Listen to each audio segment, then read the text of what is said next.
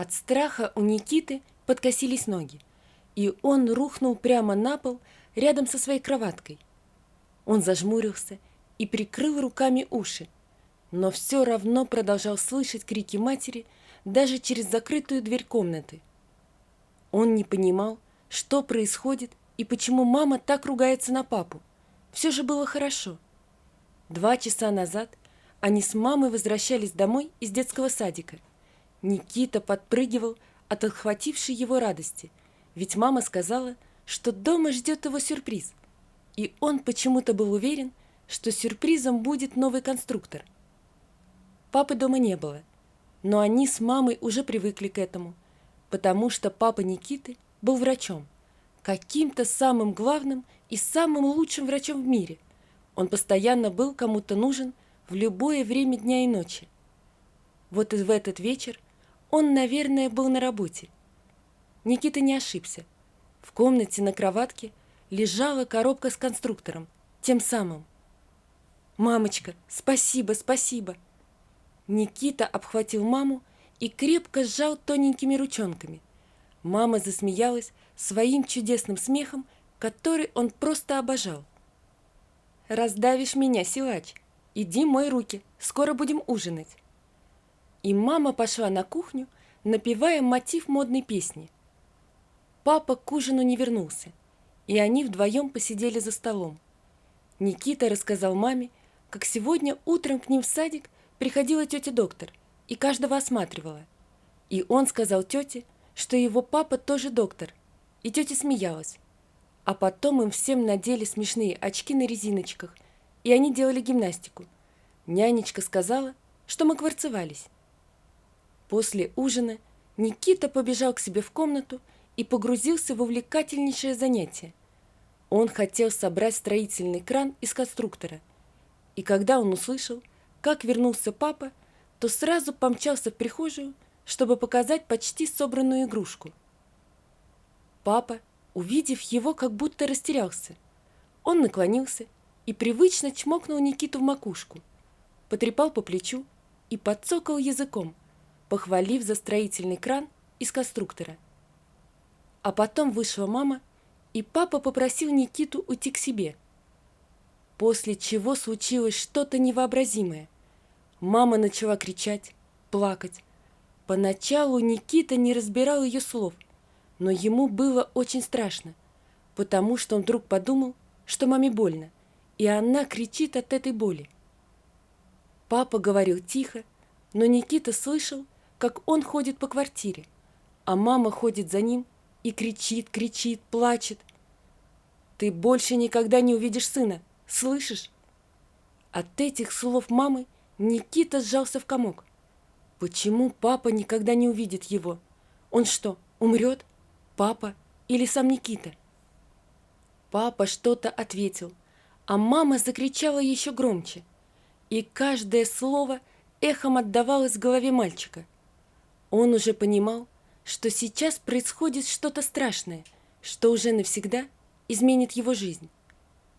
Ноги подкосились от страха. Он упал на пол, зажмурился и закрыл руками уши, но мамины крики все равно доносились до него. Вдруг дверь его комнаты открылась, и вошел папа. Он подхватил Никиту на руки и прижал к себе. «Ник, я тебя очень люблю, правда, знай и помни это.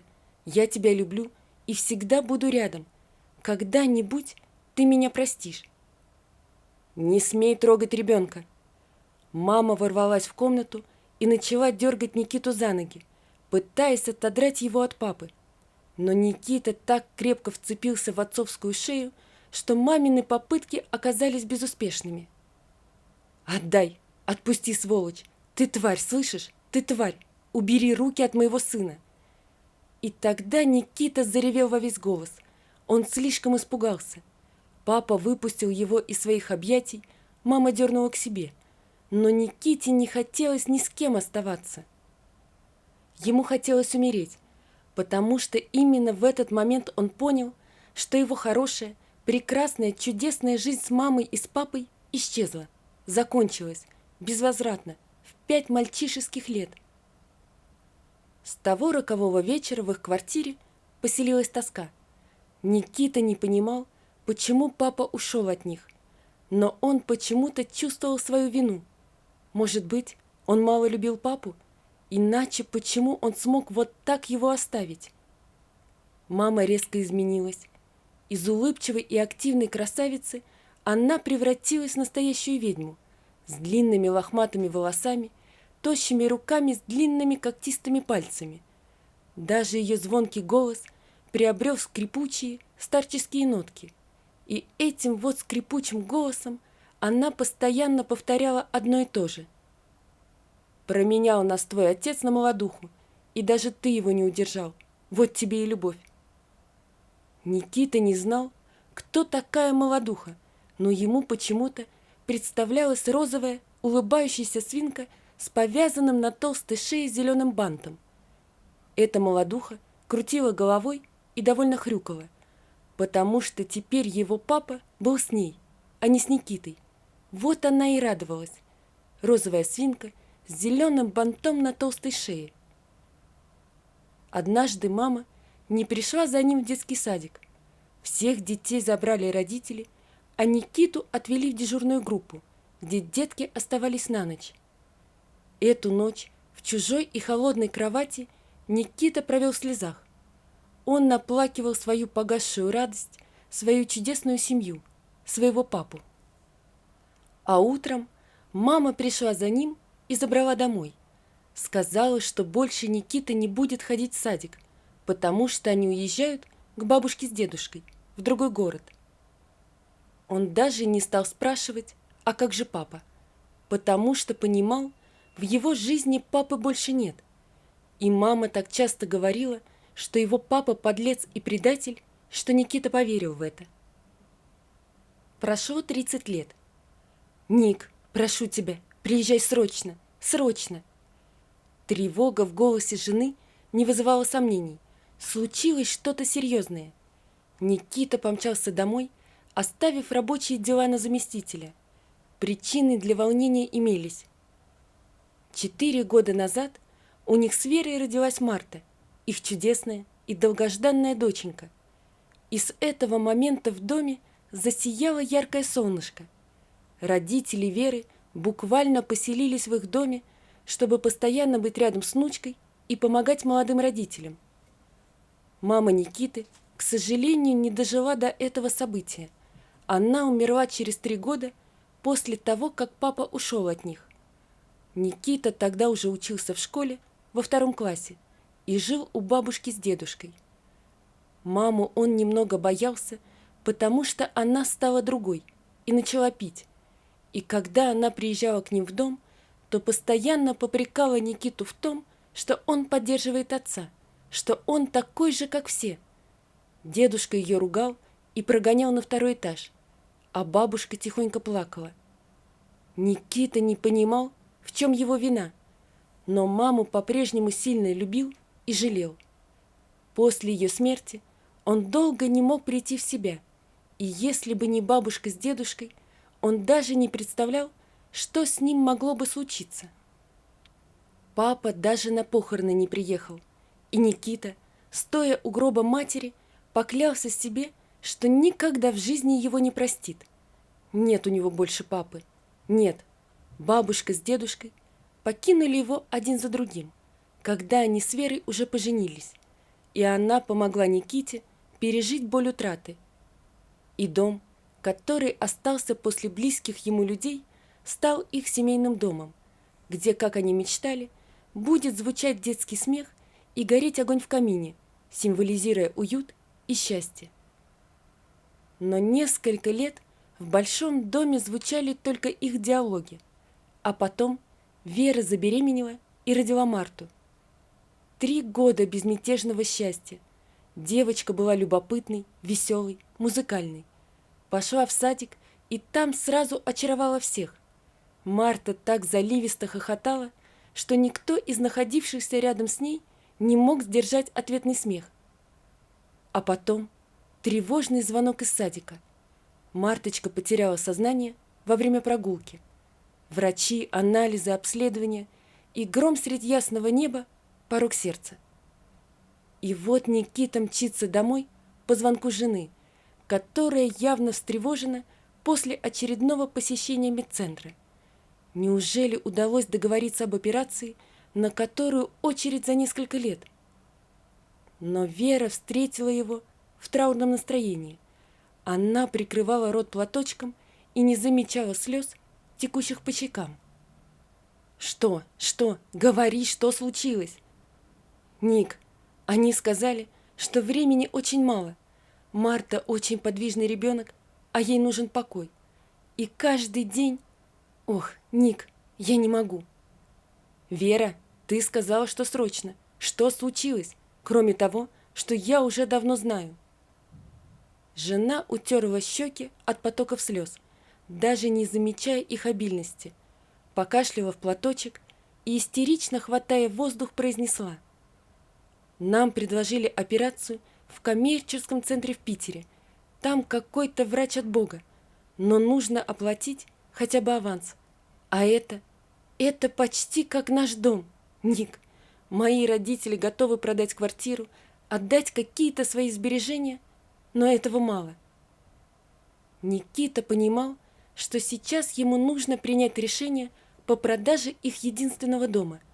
Других вариантов для оплаты необходимой для дочери операции не было. Поначалу мелькнула малодушная мысль, что, продав дом, они лишатся своей мечты. А потом он отбросил эту мысль. Дом без Марты ему не нужен. Он притянул к себе жену. «Все будет хорошо. Марте сделают операцию. Я обещаю». Никита оформил кредит под залог дома и внес платеж на счет медцентра. Уже была назначена дата операции. И, как принято, родителей малолетней пациентки пригласили на беседу с хирургом, который будет проводить операцию. «Разрешите?» Никита вошел в кабинет и увидел сидящего за широким столом доктора. «Да-да, проходите». Вера, крепко цепляясь за его руку, протиснулась следом. «Вы родители Марты?» Доктор открыл медкарту и принялся внимательно изучать ее содержание. «Да, мы родители Марты», — твердым голосом произнес Никита. «Чем нас порадуете, доктор?» Врач удивленно посмотрел на Никиту и пожал плечами. «Радовать — это не мой профиль. Я всего лишь хирург и выполняю свою работу.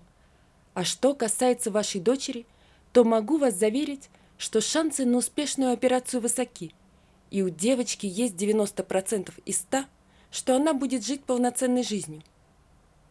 А оставшиеся 10% вы как прокомментируете?» «Это доля независящих от нас, врачей, обстоятельств.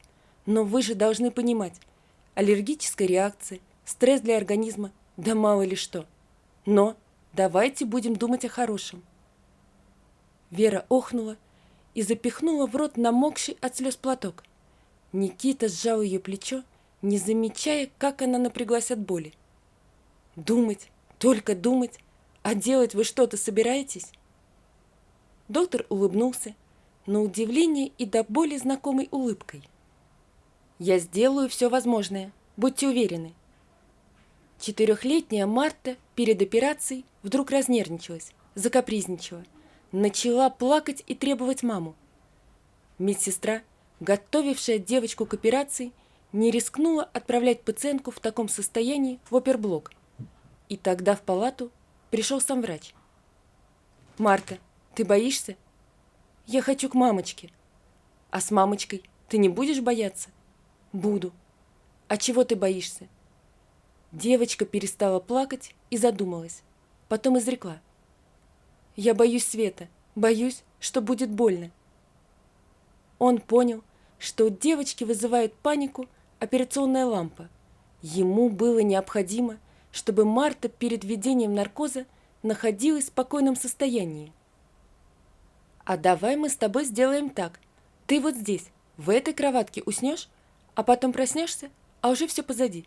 Давай». Девочка смотрела на него до боли знакомым взглядом. Что это? Откуда он помнит этот взгляд? «А можно я усну вместе с Журкой?» Журка – плюшевый жираф, который постоянно находился при девочке. И он кивнул. Можно. Наркоз прямо в палате? Без подключения к приборам? Вы с ума сошли? Анестезиолог рвал и металл, услышав просьбу хирурга погрузить пациентку в сон прямо в палате. А как же перевозка в операционную? А время? С ее сердцем лишний наркоз может повредить. А если мы введем ее в наркоз в состоянии паники, ее сердце может не выдержать операции. И Марта уснула в палате, обнимая Журку и улыбаясь. Операция прошла успешно. Доктор достал из ящика стола медкарту девочки и еще раз внимательно изучил анамнез. Совпадение? У его сына была такая же проблема в раннем возрасте, но он вовремя заметил симптоматику и успел купировать проблему в зародыше. У этой малышки схожие признаки, явно наследственные. Он перелистнул карту и принялся внимательно изучать сведения о родителях. И тогда он все понял. Марта вернулась домой, операция прошла успешно. И в честь ее возвращения был устроен праздник. Бабушка с дедушкой, обосновавшиеся в доме после продажи квартиры, с видимым удовольствием играли с внучкой во дворе в прятки. Вера готовила праздничный ужин, а Никита жарил мясо в мангале. Будущее пока не было определенным, ведь по кредиту нужно было платить ежемесячно крупную сумму, иначе банк заберет этот дом и продаст. Но мысль о том, что Марта будет жить и жить полноценной жизнью, отодвигала все неприятные мысли. А через неделю случилось то, чего никто не мог объяснить.